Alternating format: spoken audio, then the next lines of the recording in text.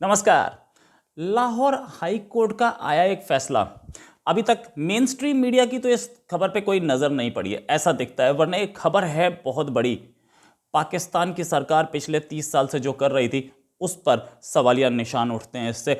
Lahore high court ने बोला कि जिहाद यानी कि धर्म युद्ध जो इस्लाम में बताया गया है उसके लिए चंदा इकट्ठा करना, पैसा इकट्ठा करना, वो किसी भी इंडिविजुअल को या ऑर्गेनाइजेशन को अलाउड नहीं है और यह देशद्रोह का मामला बनता है। अब लाहौर हाई कोर्ट ने पिछले 30 साल से जो पाकिस्तान की सरकार कर रही थी, पाकिस्तान के अंदर खुलेआम हो रहा था, जिसको पाकिस्तान की सरकार का ओपन सपोर्ट था, उस पर सवालिया निशान उठा दिए। क्या पुरानी पाकिस्तानी सरकारें क्या देशद्रोह कर रही थी? क्या कश्मीर में जो चल रहा था जिसको वो जिहाद बोलते थे, क्या वो देशद्रोह था? क्या इससे आगे चले तो ये फैसला क्यों आया? फैसला इसलिए आया कि तहरीक तालिबान के दो आतंकी, जिनका नाम है मोहम्मद इब्राहिम और दूसरे का नाम है उबैद रहमान, ये दोनों के दोनों पकड़े गए थे। इनको 5 साल की सजा हुई थी, इन पे जुर्माना भी हुआ था। तो इन्होंने बोला कि हम तो जिहाद के लिए फंडिंग कर रहे थे। उसको डाला गया लाहौर हाई कोर्ट में। इनको इनको एंटी टेरर कोर्ट ने सजा दी थी, लाहौर हाई कोर्ट में डाला गया और लाहौर हाई कोर्ट ने बोला कि भाई तुम्हारी जो ऑर्गेनाइजेशन है वो बैंड ऑर्गेनाइजेशन है और ऐसे तुम टेरर फंडिंग नहीं इकट्ठा कर सकते। ये दोनों सरगोदा से अरेस्ट हुए थे, जो कि करीब लाहौर से 200 किलोमीटर दूर है। और इस जजमेंट को देते हुए लाहौर हाई कोर्ट ने जो एग्जैक्ट वर्ड्स बोले वो मैं आपको बताता हूं। बोला, inciting public to raise funds for jihad is not allowed to any individuals or any organizations in an Islamic country, right? Islamic country में as it is considered treason, मतलब देशद्रोह है। तो क्या जमातुद्दावा और लश्कर जो हर हफ्ते करते हैं या उनके पास जो पैसा आता है वो आतंकवाद के नाम पे आता है? वो भी तो देशद्रोह था जिसको इतने साल तक पाल के बैठी थी ये पाकिस्तान सरकार। लाहौर हाई कोर्ट ने बोला, लाहौर हाई कोर्ट को जवाब देना चाहिए पाकिस्तान सरकार को। इनफैक्ट इंडियन मीडिया को इसको उठाना चाहिए, इंडियन एक्सटर्नल अफेयर्स मिनिस्ट्री को भी इसको उठाना चाहिए कि अगर आप जिसे जिहाद अब तक बोल रहे थे, अब तो आपकी उसने कोर्ट ने बोल दिया कि ये जिहाद नहीं था, ये ट्रेजन था, देशद्रोह। ये देशद्रोही अपने कंट्री में आपने रखे हुए हैं, क्यों रखे हुए हैं? इनको आप अजहर मसूद को अरेस्ट क्यों नहीं किया जाता? आगे चलते हैं। इसी जजमेंट में इन्होंने बोला, it is the job of state to collect national funds for a declared war if essential, the same can not be raised by a person और एनी ऑर्गेनाइजेशन।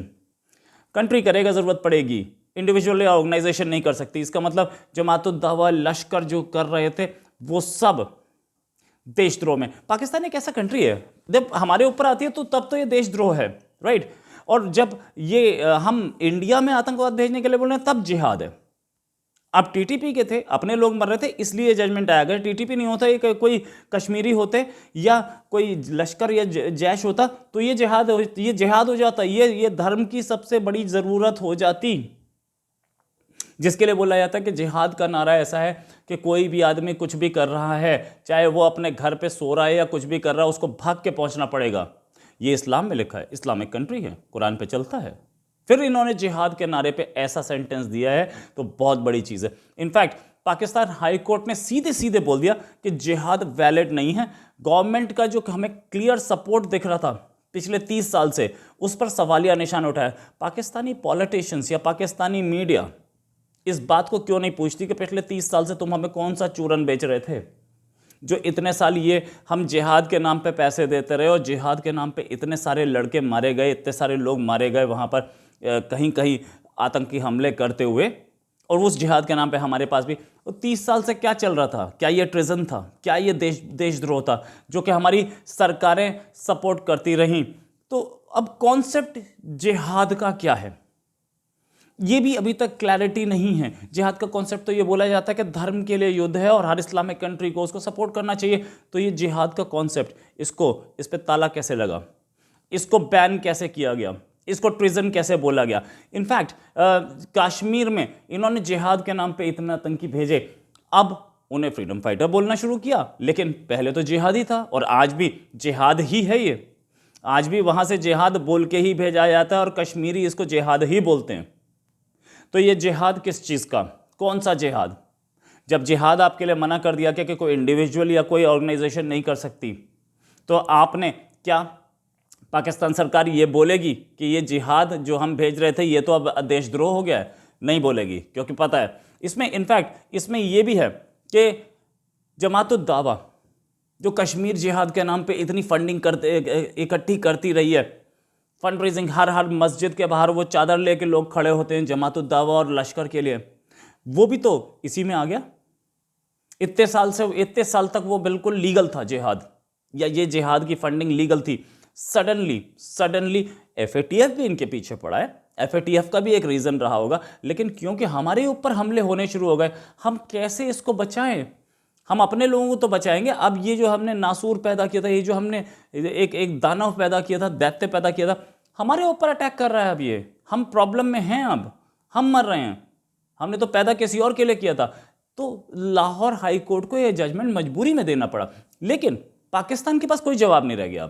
अब यूएन में किसी ने क्वेश्चन पूछ लिया कि ये जिहाद के नाम पे आप इतना कुछ कर रहे थे, आप इसको हर जगह जिहाद बोलते घूम रहे थे, आपके प्राइम मिनिस्टर्स जिहाद का नारा दे रहे थे, ये बोल रहे थे कि कश्मीर में जिहाद चल रहा है, अब क्या वो क्या इसमें नहीं आता, देशद्रोह में नहीं आता? आपके मिनिस्टर्स बोलते थे कि ये जिहाद है, ये कश्मीरों का जिहाद है, तो क्या अब वो देशद्रोह हो गया? कश्मीर का देशद्रोह है वो? खैर, इसके बाद अब दूसरी चीज ये भी अभी तक क्लैरिटी नहीं है पाकिस्तान के सामने कि जिहाद जो कुरान में लिखा है वो तो धर्म युद्ध है, क्या ये प्रो नेशनल है? ये जो जिहाद है जो कुरान में लिखा है, एग्जैक्टली जो कुरान में लिखा है, मैं उसकी बात कर रहा हूँ, पाकिस्तानी की नहीं कर रहा। क्या वो कंट्री के फेवर में है या कंट्री के अगेंस्ट होता है? क्या वो ह्यूमैनिटी के फेवर में है या ह्यूमैनिटी के अगेंस्ट है? ये भी नहीं बताया। मैं इसका क्वेश्चन पूछ रहा हूं, और क्यों पूछ रहा हूं मैं बताऊंगा, क्योंकि 30 साल से बोला जा रहा था कि जिहाद जिहाद जिहाद। ये जो जिहाद है जो पाकिस्तान बोलता है उसको वो जिहाद बताते हैं। टीटीपी जो बोल रहा है वो भी तो कुरान को पढ़ के बता रहा है। टीटीपी जो जिहाद बता रहा है वो किसको पढ़ के? उसके पास भी तो मोल्ला मौलवी हैं, वो भी तो कुरान पढ़ के बताते हैं, वो भी तो उसी जिहाद को पढ़ के बता रहे हैं। आपके हिसाब से हम जो जिहाद बाहर भेजते हैं वो सही जिहाद है, किसी और ने हम पे हमला किया तो वो गलत जिहाद है। ये पाकिस्तान के हिसाब से। टीटीपी का वर्जन बिल्कुल अलग होगा। टीटीपी के हिसाब से आप जो कर रहे हो वो गलत है और वो जो कर रहे हैं वो सही है। टीटीपी उसको जैसे आप जस्टिफाई करते हैं वैसे ही टीटीपी उसको जस्टिफाई कर देगा, बहुत आराम से करता है।